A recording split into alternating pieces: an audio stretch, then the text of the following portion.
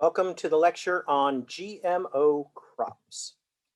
And I include GMO crops in terms of the crop selection concept or crop considerations because you have to decide, what am I going to grow?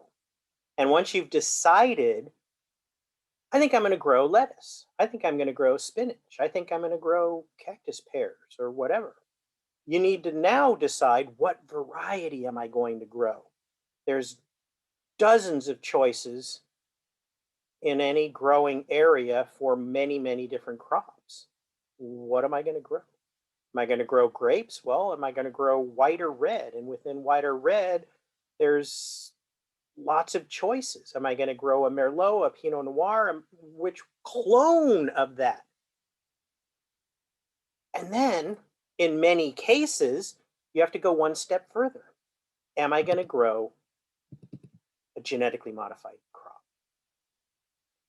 And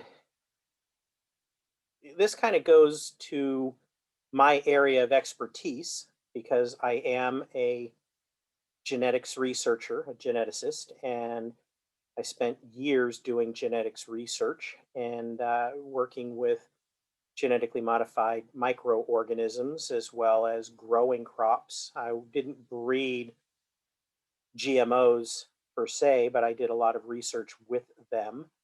And there's just tons of misinformation out there that I would like to get into. And I've given lectures for a number of different groups over many years.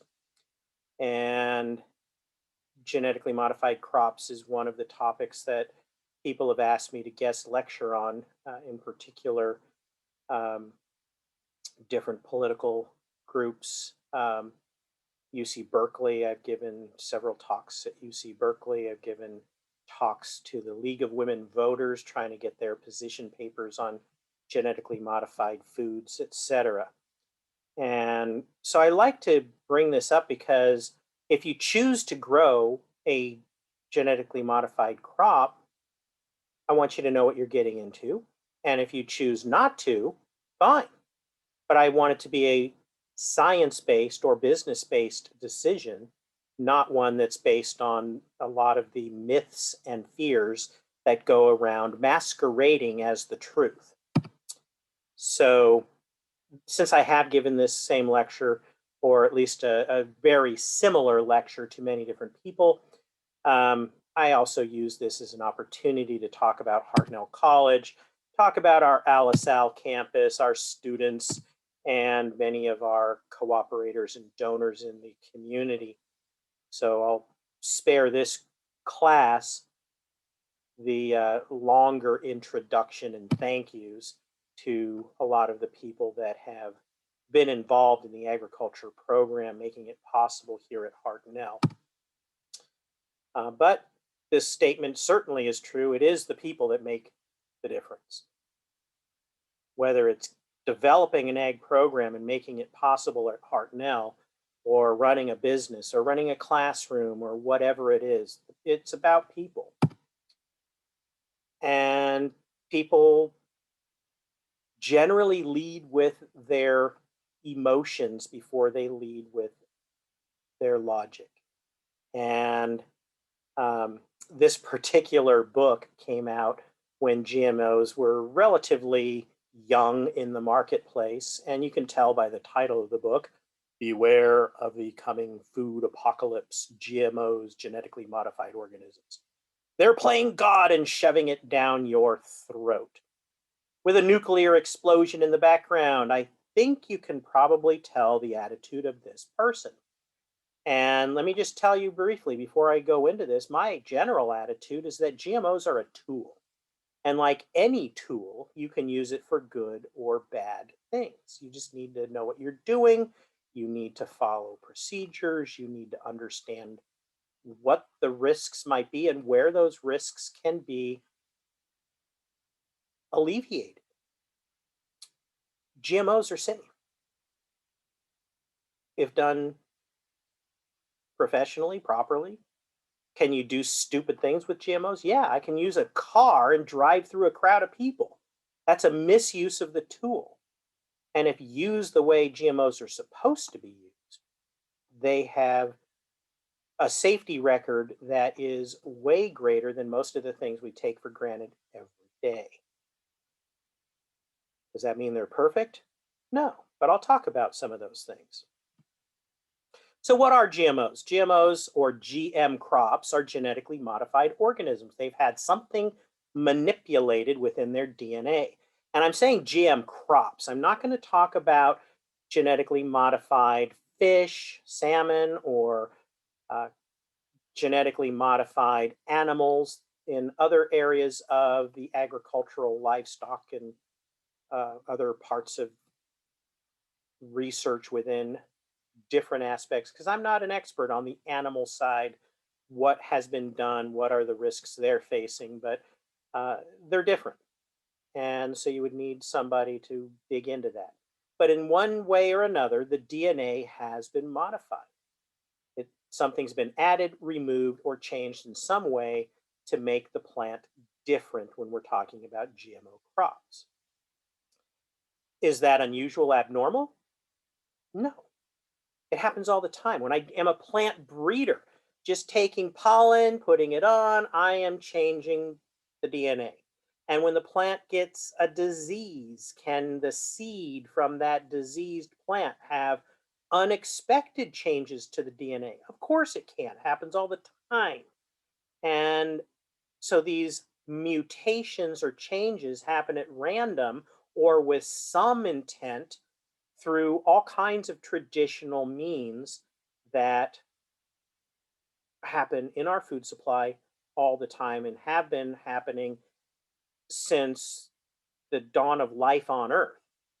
And the difference with GMOs is we're doing it on purpose as opposed to by accident and not knowing what's going on, not knowing what changes happen. With GMs, we're doing it with intentional focus to do something on purpose. That's the main difference. And unfortunately, genetically modified organisms sounds so crazily sci-fi. It sounds like frankenfoods, which is another term that has been labeled on some of these genetically modified organisms. Scientists think things sound cool, but they're really bad for marketing. And I think from a communication standpoint, we haven't marketed genetically modified organisms effectively at all. Just the name genetically modified organisms make them sound bad. So here you can see there's some sort of insertion. A piece of DNA was taken out of one plant or other genetics sample and then put into another one. And so something as simple as taking out a gene from a tomato and plugging it into lettuce because we think it's going to be able to confer some resistance to help the farmer, the risk of that is excruciatingly low. Uh, Yet it's still a GM crop because we did it on purpose. It's no longer considered a natural process under the eyes of the law, the way it's written now. Mutations, well, mutations, if we did it intentionally, saying, I'm going to mutate that one from a base pair of AT and I'm going to make that a GC. If I do it on purpose, it's a GMO. If I do it by taking the plant and just bombarding it with X-rays until I get one where the AT turned into a GC, that's not a GMO. You can bombard it with radiation, you can soak it with carcinogenic chemicals, you can do all kinds of things to plants, and it's not legally considered a GMO. And those kinds of things have happened in the history of our food so many times, it's not even funny. And a lot of that you don't even know because records were poorly kept back in the 50s and 60s in a lot of when this started. And we don't know where some of these mutations actually occurred and how they occurred. But if I did it today, is it legal? Yes. Can I use it in organic production? Yes. I can I can treat my plant seeds with carcinogenic materials and x-rays and all kinds of things, and I can then turn around, develop a new variety from that mutated seed And if I find some interesting thing in there that I want to use, I can then grow up that seed for use in organic farming. Perfectly legal. So, what is unique about GMOs? The modified gene has been added, removed, or modified on purpose using a specific set of laboratory techniques. And what's really kind of sad about this is, like I said, there are other laboratory techniques that are just random shotgun approach, or let's just nuke it with radiation and see what happens. That's not a GMO, even though I'm shredding the DNA and seeing if, how many errors I can create as the plant tries to fix all those genetic errors that I just created. And there'll be some mutations left over when the plant didn't fix everything properly. And those mutations might give me a really cool pattern on a rose flower, or it might give me a really interesting shape on a spinach leaf, or whatever it is. Those mutations are random genetic effects. But if I do it on purpose, it's a GMO. Generally, with GMOs, they are single gene changes, one small mutation, one small gene insertion, one small gene deletion, something of that sort. And with traditional plant breeding, I might cross a wild species, some wild lettuce that I found on a hillside, or somebody else decades ago found on a hillside in Argentina, and I'm growing this weed for its pollen and putting it on my lettuce plant or my tomato plant. And there's thousands of bizarre genes that I have no idea what are in this weed that we found. But if it's genetically compatible, I can do traditional breeding, and I might have hundreds or thousands of genes in my new plant that I have no history for. I have no idea to know what's in there. Yet, if I study a gene and I intentionally move it into a new plant, somehow that's more dangerous, uh, based on the logic of people who think GMOs are dangerous. Traditional plant breeding, I have no idea what's going on, and I'm crossing things and having thousands of random, God knows what genes going into my new plants. GMOs, I study for years, one gene. I figure something out and I move it to another plant. And the one that I know about, the one I studied, the one that I know exactly what I did, that's the one people are worried about. And it doesn't follow logic based on what the science said. So the one I know about, GMO, bad. Radiation, carcinogens, wild species, I have no idea. I'm just throwing genetic stuff in the air, so to speak, just randomly letting things happen and going, I wonder what's going to come out of this.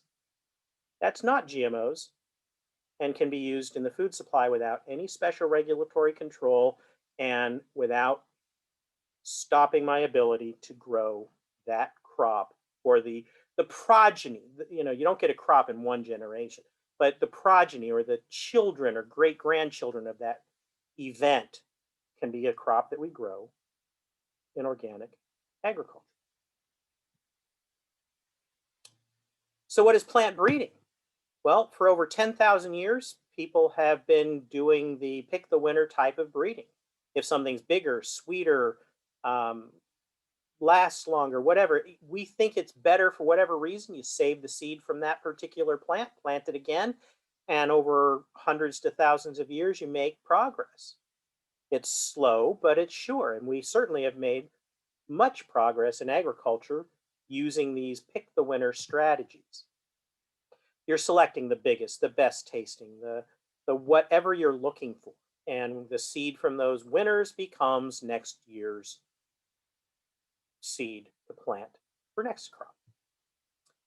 Repeat, repeat, repeat.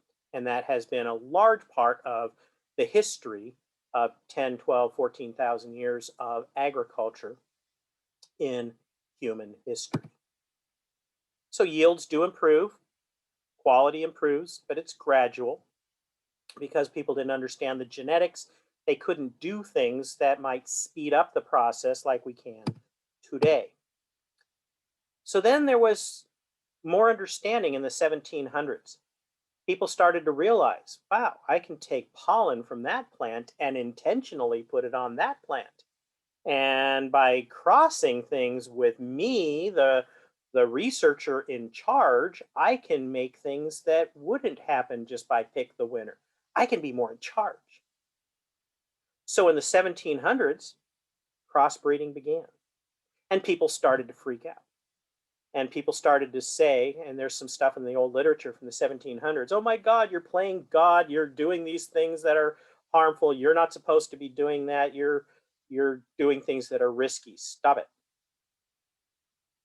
And then modern breeding, that was developed in the early part of the 1900s or the 20th century, and we developed things called hybrids, where we're actually taking inbred materials, a very inbred pollen donor that's acting as the male, and the very inbred female that's going to be for saving seed.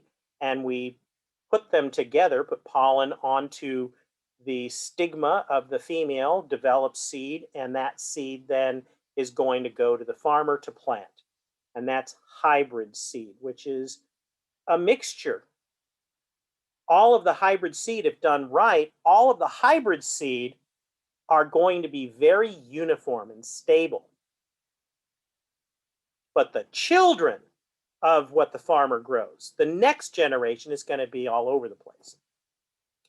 So once again, we're mixing genes intentionally by controlled pollination using a desired male and desired female, and the male and female are genetically different, and we're creating a mixture with the best of both worlds. The children have the best of the father and the mother plant. And at the same time as these new genetic methods were being discovered and developed and perfected to a certain level, machinery and engineering was exploding. We had engines, gasoline and diesel engines, that people didn't have to just drag a plow behind a draft horse or an ox. They could now till the field using tractors and all kinds of other developments of the industrial age that was at the turn of the 20th century fed into this to create an explosion, because we're getting the huge benefits of new techniques of breeding and better genetics along with the results of the industrial revolution providing machinery and fuels and things that allowed us to plant at an ever increasing rate of speed. So at that point, for 10,000 years, things gradually were increasing and improving, and we were getting crops that looked nothing like they did 10,000 years ago. And then all of a sudden, kaboom, things shot up in terms of yields and other measures of quality, whatever it was for that crop. But not everyone was happy with this either. The crossbreeding and hybrids, they both had antagonists, people who opposed it from ethical and religious standpoints. People saying this is not safe. You're doing things by controlling the pollen. That's God's job. By controlling the pollen as a plant breeder or a farmer, you could do something that is unintended. That's not your job. You could have accidental results that somehow put the consumers, the people eating your product, at risk. Something unsafe may be accidentally introduced into the food supply. So you might, again, unanticipated results, something that would be an allergen or something like that. Hybrids violate religious beliefs because I guess a very broad, strict interpretation of the Bible, and people thought that trying to control pollinations, you were delving into areas that were blasphemous. And so people were very much against it. And the arguments, when you go back to some of the things that were written in the 1700s and in the early 1900s, they sound very much like the same kinds of ill informed comments being said by people who talk badly about GMOs. It's pretty obvious that people don't know what they're talking about mostly when they say how dangerous GMOs are. Um, and I'll get into that later. Scientists are playing God. Well, um, scientists are learning. And I would argue that if we don't learn, if we don't understand here in the United States how these genetic modification techniques work and how we can utilize them, we're putting ourselves at a disadvantage. We have an ever increasing population, at least for now. It's exploding in ways that we have more and more people to feed and less acreage to feed them. We have increasing pressures in the environment with climate change, with water scarcity, with salinity in soils, um, uh, reduced amount of soils to farm because some great farmland is being converted into real estate for strip malls and condominiums. We have to find ways to grow more and more efficiently. And if we don't do it, who's going to do it? Other countries aren't going to stop. China certainly isn't going to stop. They're moving ahead. And we're also moving ahead in medicine. And what I find very hypocritical is that people will scream bloody murder about how awful GMOs are when they don't really know what they're talking about, yet they'll accept um, the uh, material that comes from mutagenesis of genes, wild breeding of things with plants that we might have very little knowledge of, and just kind of randomly crossbreeding with wild relatives. Um, we'll also accept it in other industries. There's all kinds of genetically modified organisms that deal in manufacturing processes, not our food, that deal in pharmaceuticals and our medicines and things that are being hailed as just amazing techniques of medicine that do directly go into our bodies, manipulating with gene editing and CRISPR, if you've heard of CRISPR. And, a lot of people might worry about what you might do with some of these things, but hey, you use these techniques to make a better heart medicine. You use these techniques to cure grandpa of Alzheimer's or something of that sort, and it's wonderful. But if you actually do something simple to a tomato, and it's absolutely horrible and dangerous because scientists are stupid and don't know what they're talking about. And I just find it hypocritical. I can come up with stories that would be stupid to do with GMOs. And can I think of things that would be potentially dangerous that you could do if you had bad intent? Yeah, sure, of course. You can do things that would be stupid. But you can also do things that can help feed people, that can help reduce starvation, that can help all kinds of situations. So keep an open mind, look at things one at a time. And what I would like to end this segment with is the hard part is that you have to evaluate GMOs one at a time. GMO is a technique, not a product. When somebody says GMOs are bad, GMOs are bad for your health, GMOs are dangerous, immediately my red flags go up because there's not a theory out there about why they are automatically dangerous. GMOs is a technique, or I shouldn't say a technique, it is a small set of techniques, methods of moving or modifying a gene. What matters is not how you moved it, but what you moved. I would say it's the same concept. Let's say I have a bunch of material to move and I need to move it from point A to point B. And I've been moving all of my product by horse and carriage for centuries. And so, whatever it is, it doesn't matter whether it's hand grenades going to the military or lettuce going to market. Stick it in the trailer, hook it up to the um, horse team, and take it on down the road. And somebody concludes when they see a load of hand grenades going to the military, horses and horse-drawn wagons are dangerous. The horse and wagon is just how you moved it. What you moved is what matters. Where you moved, whether it was secured when it got there, whether you dumped it on the ground when you got there or you actually followed procedure and put those hand grenades in a locked up safe, or we find a new way. We're going to move them by train or by truck.